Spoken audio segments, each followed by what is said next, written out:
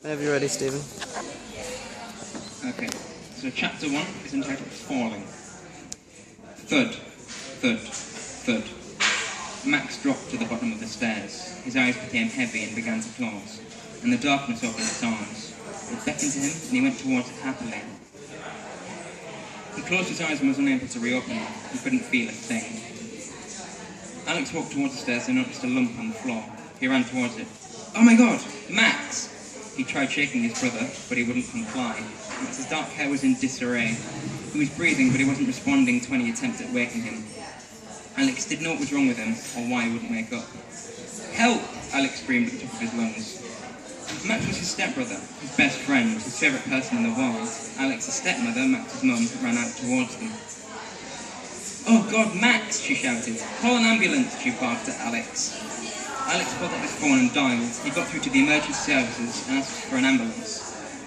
He told them that his brother had fallen down the stairs and that he wasn't waking up. And in a matter of minutes, the ambulance showed up. Max was put in the back of the ambulance, and Alex got in the back with him while the parents followed in the car. Alex was always closest to Max, and he had found him, so they agreed to let him ride in the ambulance. They were jolted quite often, but Alex didn't care. Tears were streaming down his cheeks. He just hoped Max would be okay. They got to the hospital and Max was rushed in. Alex was dropping beside the paramedics and doctors. He wasn't allowed all the way through. He had to stay in the waiting room while doctors checked Max's injuries and saw if he needed surgery. Alex's dad seemed to be in shock, but Max's mum was weeping. They were all in the waiting room. Alex never usually cried, and yet now his eyes were red and sore and all dried up. He could hardly breathe. It was too much for him. It shouldn't have happened, in his opinion, not to Max. He was a good person. He didn't deserve to be in danger. Why? Why him? Alex couldn't think of a person who deserved it less. The doctor walked up to the family. "How is he?" Alex asked, throat raspy and dry.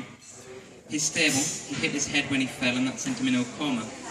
We just have to wait for him to wake up before we can check if there's any mental damage. Physically, he was very lucky. He could have broken his neck, but escaped with only a broken wrist and a compound fracture in his ankle. It might well be healed by the time he wakes up." "How long will he stay like that?" Alex asked. He seemed to be the only one who could speak. "I'm afraid I can't say. It could be an hour, it could be a day, a week, a month, or even a year. No one can know for sure. He's not guaranteed to wake up at all, but in his condition he should be awake rather early. His skull wasn't damaged, but the brain was jolted. He should heal quite quickly. I would expect around a month, but I could be wrong." "Can we see him?" "Yes, follow me." Alex stood and followed the doctor. The parents followed silently behind him as they headed for one of the many rooms. He walked in and rushed to Max's side. He sat on the chair by the bed. Max looked peaceful despite his injuries. Alex hoped he would wake up quickly. He couldn't stand not knowing.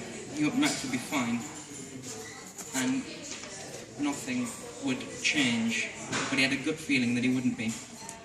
Alex's instincts told him that something was wrong. Alex held back a choking feeling. There was a lump in his throat and he felt like crying again. Their parents stood in the doorway, not moving. "Son, I'm going to take her home. She needs rest and I don't think she'll get it here. Do you want to come with us?" Alex's dad asked. "No, I'm staying here. I want to be here when he wakes up. I can't leave him like this," Alex replied. "I'll see you tomorrow." "Yeah, sure," his dad said. He was hiding something, Alex was sure of it. Was he not coming tomorrow? Did he not care that his stepson was in a coma? Was he not bothered that this was hurting his son and his wife like mad? Alex knew the answer already to all three questions. No. He felt saddened by it and angry. For the first time in Alex's life, he wanted to hit his dad. He turned and stared out of the window. It was pouring with rain. When did it start raining? He couldn't remember. He didn't care. His brother was the most important thing to him now. Nothing else mattered. Nothing at all could pull his attention away from the state Max was in. He couldn't help it. He was naturally worried, and would be until Max woke up. It wasn't his fault. He was still annoyed that his dad didn't seem to care that Max was in a coma, but that could wait for now. Max was the main priority. Chapter 2. Awakening. It had been a week. Alex hadn't been eating properly or drinking properly or sleeping properly. He was a wreck, all because his brother fell down the stairs. Alex had worried so much he couldn't stand going to sleep and worrying if Max woke up while he was asleep. His hand was resting on Max's, and he was constantly keeping an eye on him to try and make sure he knew exactly if and when he moved. There was a slight movement under Alex's hand. Max's finger had twitched, the first movement in a week other than his chest rising and falling. Alex was suddenly wide awake. He pulled his hand back as he heard Max groan. He was waking up. Alex pressed a button to call the nurse. "What is it?" came a croaky voice from a speaker. He checked his digital watch. It was 3 a.m. I think my brother's waking up, Alex said calmly. It was too calm for how he felt. He felt like he should have screamed it on the microphone. There was a knock at the door and a doctor walked in. He walked in as Alex's brother's eyes flashed open. "Where am I?" he asked, his throat raspy. The doctor walked towards the brothers. "You're in hospital. You gave everyone a scare. You fell down the stairs." "How long was I?" Max asked. "You've been out of it for a week now," Alex told him. "You had me worried." "I'll leave you two alone. I'll call your parents," the doctor told the boys after checking various equipment. "Alex," Max said, "I can't remember what happened." "Don't worry, it'll come back eventually," Alex reassured him. "I can't remember anyone. Why do I only remember you?" he asked. "I don't know, apparently you hit your head pretty hard. It'll come back eventually," he hoped. Alex didn't want to sound like it might not happen, but not everyone was from amnesia, and that's what he seemed to have. He was worrying again, a lot.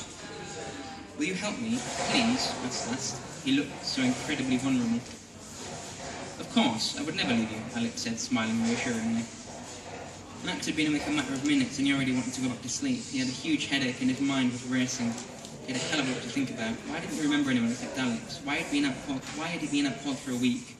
How had he fallen down the stairs? Why did he have a massive headache? How was he going to get through a single day without so many questions going through his mind? And why was his vision beginning to blur? Wait, what? His vision had gone unfocused. He tried to rub his eyes, but he couldn't move. "Alex, I can't move. Am I paralysed?" Max asked, worry clouding his raspy, dry voice. "No, you're just on a lot of medication." It felt great for Max to hear his brother's voice again. Couldn't remember much, but Alex's voice made him feel safe. Knowing he was here helped Max stay calmer than he would have been if he'd woke up alone. His vision came back into focus and he looked at his brother. He was a mess. His hair was in disarray, there were bags under his eyes. He seemed to have lost a lot of weight from before Max remembered, and his clothes were hanging off of him. "You look a wreck," Max nodded. "Meh, I've been worried about you." Max wanted to smile. He was oddly pleased that Alex was worried about him, mainly because it was an obvious sign that Alex cared about him a great deal. "Oh, well, you should go and get something to eat and have a nap," Max instructed. "I don't think that's best," Alex disagreed, shaking his head, his messy hair flopping around as he did so. "It wasn't up for discussion," Max said as two people walked in, who he didn't recognise in the slightest.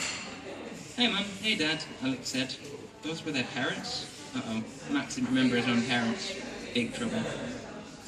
"It's true, you're awake," Max's mum shouted. "Can you quiet down? I have a huge headache," Max pleaded.